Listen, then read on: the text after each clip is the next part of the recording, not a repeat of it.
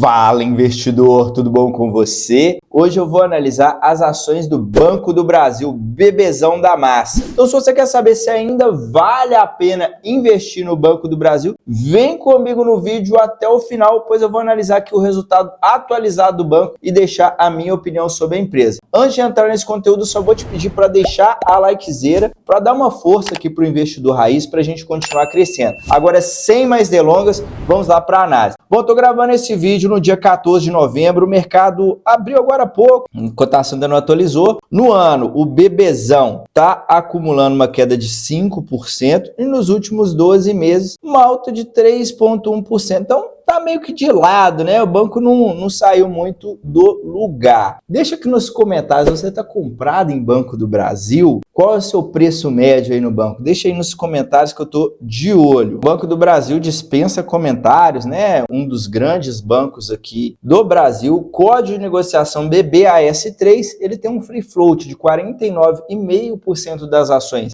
estão sendo negociadas na bolsa, tem 100% de tag along e o sócio majoritário é o Ministério da Economia com 50% das ações ordinárias. E aí é o que eu sempre digo, né? Se você for investir, tem que estar ciente que é uma estatal, que pode ter algum tipo de interferência do governo na empresa e nem sempre, né? Para ser sincero, na maioria das vezes, quando o governo interfere, acaba prejudicando os acionistas. Então você tem que estar ciente disso caso você queira investir. Bom, vamos lá. Agora eu vou analisar o terceiro trimestre de 2024, resultado que o banco reportou recentemente. Comparando aqui o terceiro trimestre de 2024 contra o trimestre anterior, o banco apresentou aqui uma leve melhora na margem financeira bruta, que é quanto que o banco ganha emprestando dinheiro, cresceu 1,3, quase nada, né? Porém, a PDD, que é a provisão, né, quando o banco tem ali clientes atrasados, ele precisa provisionar um valor, esperando que ele pode tomar um calote, e aí saiu de 7,8,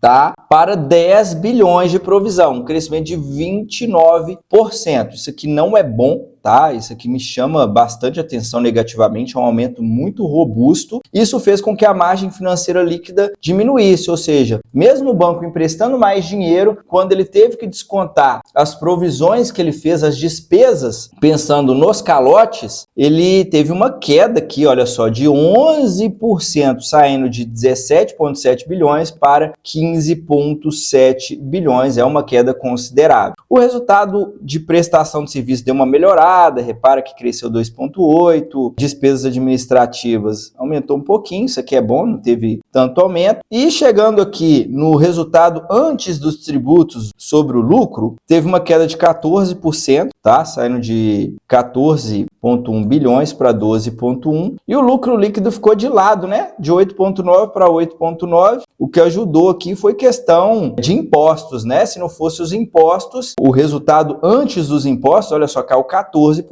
Então eu diria aqui que olhando contra o trimestre anterior, nós conseguimos ver que o banco está tendo uma piora na inadimplência e ele não está conseguindo aumentar tanto o resultado da intermediação financeira. A intermediação financeira não aumentando em um ritmo tão acelerado, eu não vejo isso ser um problema, mas o grande problema aqui no resultado, na minha opinião, é a PDD, que aumentou muito, né? Quase 30%. Se compararmos o resultado contra o mesmo período do ano passado, ele cresceu a margem financeira em 9%, a PDD aumentou em 34%, olha só, saindo de 7 bilhões e meio para 10 bilhões. Isso fez a margem financeira líquida piorar e o resultado antes dos impostos, né, o lucro antes dos impostos caiu quase 7%, porém o lucro líquido aumentou 6,2%, saindo de 8,3 bilhões para 8,9, devido principalmente à questão de impostos. Olha aqui, ó, imposto de renda e contribuição social, teve uma despesa de 2 bilhões aqui e nesse trimestre foi só 500 milhões. Então o que salvou o lucro e fez com que o lucro não ficasse em uma queda maior foi realmente a parte ali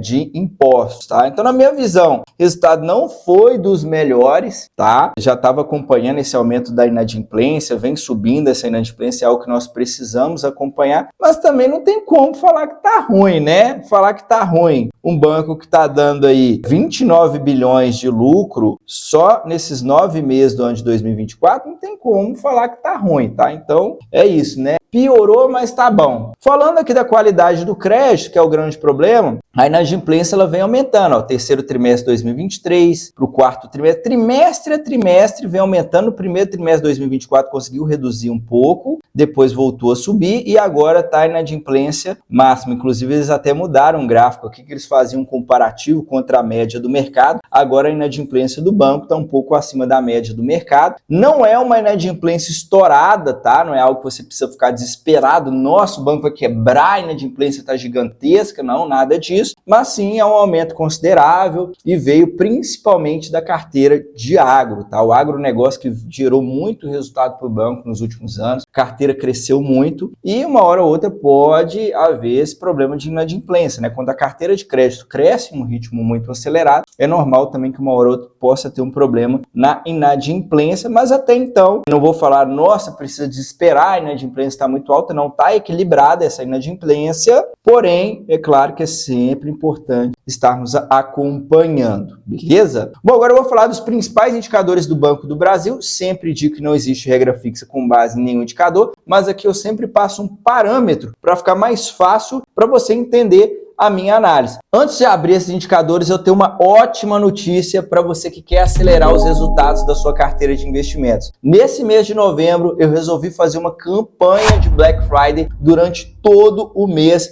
Eu estou liberando descontos em todos os meus planos de consultoria. Então, se você quer acelerar os seus resultados e ainda economizar para ter o meu acompanhamento, o melhor momento é esse. Dentro do meu programa de consultoria, eu vou analisar o seu atual portfólio, seu patrimônio, e vou estruturar uma estratégia e uma nova carteira para você totalmente personalizada. Basicamente, a única coisa que você vai precisar fazer é copiar e colar essa carteira e colocar o dinheiro para trabalhar. Então, se você tem interesse, clica agora mesmo no primeiro link na descrição desse vídeo e entra em contato comigo via WhatsApp para mais informações. Bom, vamos lá. A cotação no dia 13 de 11 de 2024 estava R$ 25,95, valor de mercado aproximadamente 148 bilhões, então tá entre aí as maiores empresas da nossa bolsa, né? Uma empresa que já tem um porte bem relevante. Empresas maiores tendem a ser menos arriscadas, tendem a ter mais vantagens competitivas se comparadas com empresas menores. Todavia, também você não pode esperar um crescimento muito acelerado, uma valorização muito forte na cotação, porque ela já vale ali 148 bilhões. Para ela dobrar de preço, ela ia estar valendo quase 300 bilhões. Então, não é comum, né, uma empresa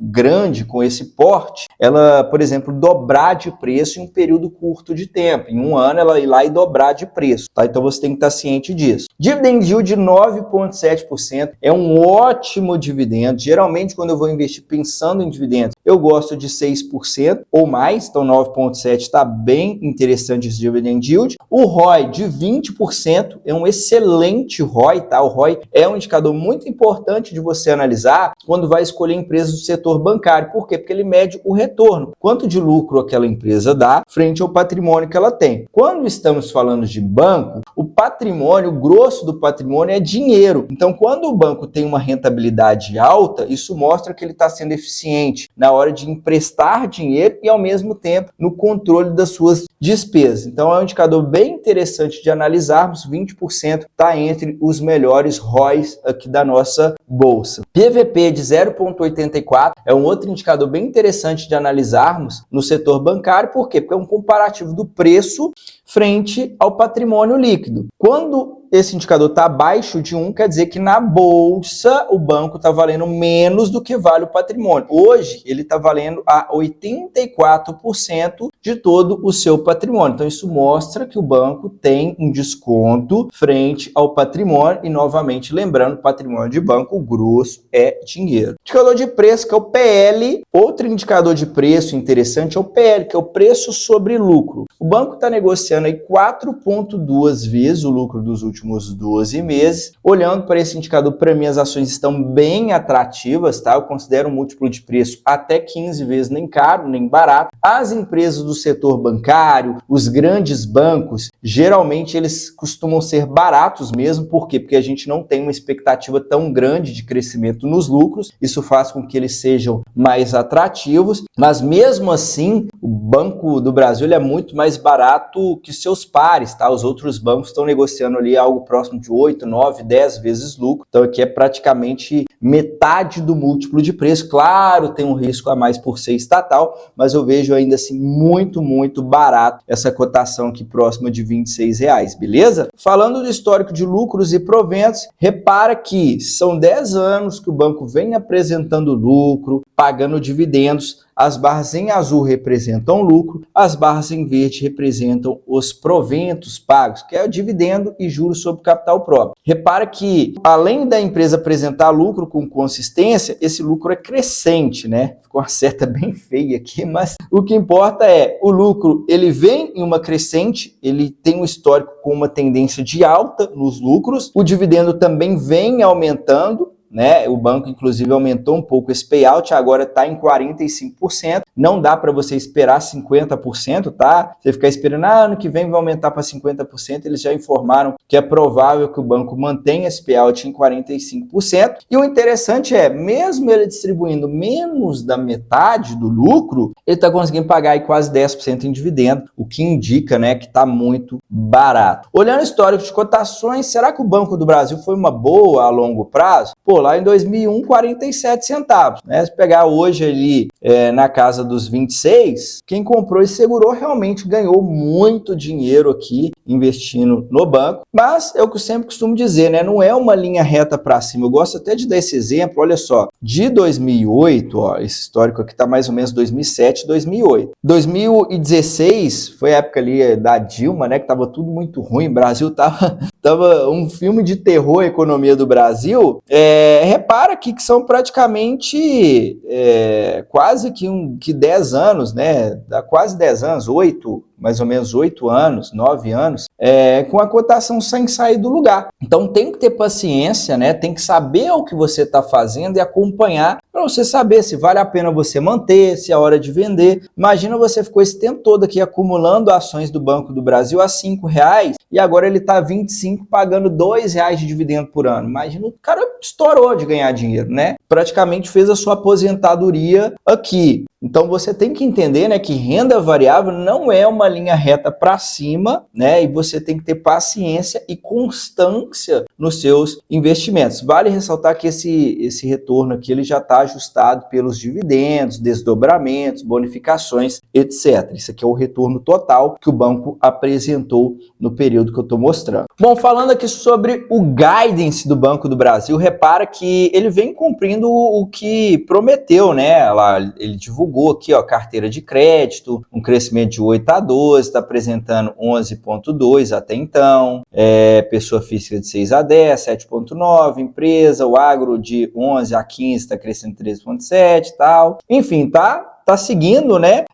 A surpresa negativa aqui, que com certeza o mercado não vai gostar, é isso aqui, ó, porque a PDD, a provisão, estava de 31 a 34, ele já subiu de 34 a 37, ou seja, o banco já está te informando, né, que provavelmente vai fechar o ano aí com uma inadimplência alta, né, e é claro que o mercado não vai gostar disso. A parte boa é que ele manteve aqui o lucro líquido ajustado, tá, que está de 37 a 40 bilhões, tá mantido aí, né? Até então ele performou 28,3 e tá mantido, tá? Essa expectativa de apresentar aí algo entre 37 a 40 bilhões de lucro, beleza? Bom, para a gente finalizar essa análise, agora eu vou pegar o resultado do Banco do Brasil desde 2016 até o consolidado dos últimos 12 meses. Você que está acompanhando aqui até agora, tá gostando? Deixa a likezera, se inscreve no canal, compartilha esse conteúdo com o máximo possível de pessoas, ajuda o Investidor Raiz a continuar crescendo, eu preciso da sua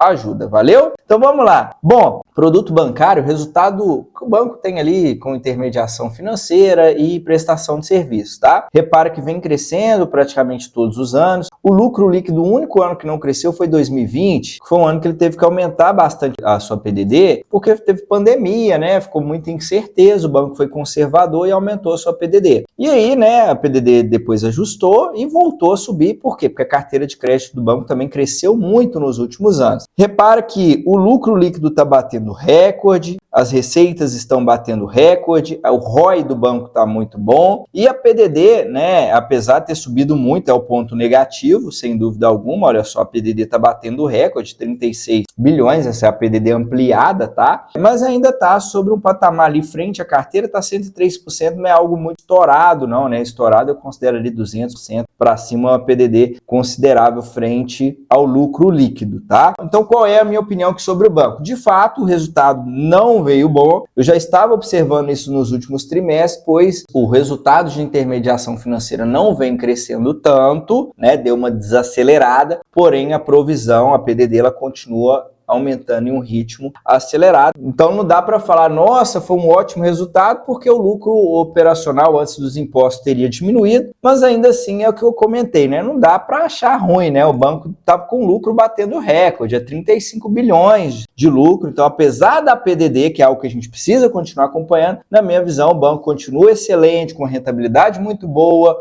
um preço bem interessante e vai continuar pagando ótimos dividendos. Então, essa é a minha opinião, tá? A ação parece que está até em queda aí, na minha visão está até bom para comprar, mas é claro, não é só comprar de olho fechado, tem que continuar acompanhando aí a provisão, pois se descontrola muito, pode acontecer algo igual aconteceu com Santander, com Bradesco, aí vai demorar um tempo para se recuperar, né? Isso pode afetar o lucro cair, cotação cair, mas até então nada para você ficar desesperado, continuo gostando bastante do bebezão da massa. Então essa é a minha opinião, espero que você tenha gostado, a gente se vê no próximo vídeo, até a próxima, tchau, tchau!